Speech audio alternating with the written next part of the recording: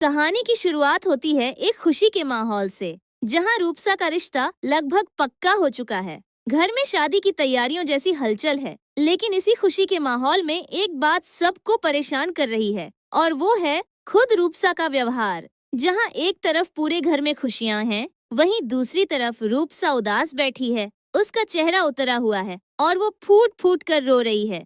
उसकी आंखों में डर और बेचैनी साफ नजर आ रही है। इसी दौरान वहाँ पर रिमझिम आ जाती है। रिमझिम जब रूपसा को इस हाल में देखती है तो वो बहुत परेशान हो जाती है। वो उसके पास बैठकर उसे समझाने की कोशिश करती है, उसे दिलासा देती है और पूछती है कि आखिर वो इतनी परेशान क्यों है, जबकि उसका रिश्ता तय हो चुका है और सब लोग खुश हैं। लेकिन यहाँ पर एक इमोशनल मोड़ आता है, क्योंकि रूपसा उल्टा रिमझिम पर ही भड़क उठती है। वो गुस्से और दर्द में रिमझिम से कुछ ऐसी बातें कह देती है जिससे रिमझिम अंदर से टूट जाती है। रिमझिम को बहुत बुरा लगता है, लेकिन इसके बावजूद वो खुद को संभालती है और रूपसा को संभालने की पूरी कोशिश करती है। वो चाहती है कि रूपसा अपने दिल की बात उसे खुलकर बताए। थोड़ी देर बाद रूपसा का दिल पिघलता है और वो रिमझिम को अपने दिल की बात बताने वाली है। रूपसा कहती है कि उसे डर है कि हर बार की तरह इस बार भी उसे ठुकरा दिया जाएगा। उसे लगता है कि उसका रिश्ता फिर से टूट जाएगा और वो फिर से अकेली रह जाएगी। यही डर उसे शादी और रिश्ते के नाम से घबरा देता है। यहाँ पर रिमझिम बहुत प्यार और समझदारी से रूपसा को दिलासा देती हुई नजर आती है।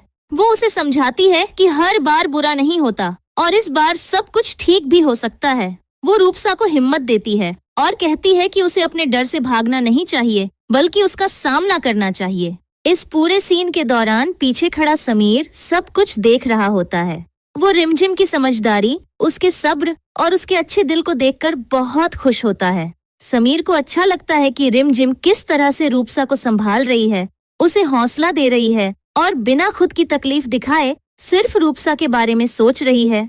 लेकिन दोस्तों, यहीं पर कहानी में आने वाला है एक बहुत ही बड़ा और शॉकिंग ट्विस्ट। जब सबके सामने रूपसा का रिश्ता फाइनल होने वाला होता है, तभी रूपसा एक बहुत बड़ा कदम उठाने वाली है। वो सबके सामने खड़े होकर शादी करने से साफ इनकार कर देती है। उसका ये फैसला सुनकर पूरे घर में सन्नाटा छा जाता है।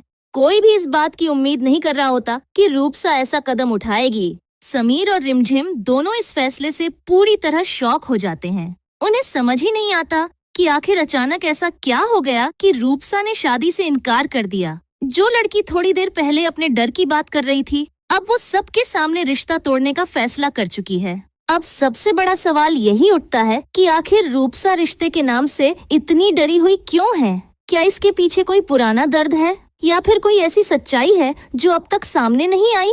यहाँ पर कहानी में शक की सुई जाती है मोहिनी की तरफ।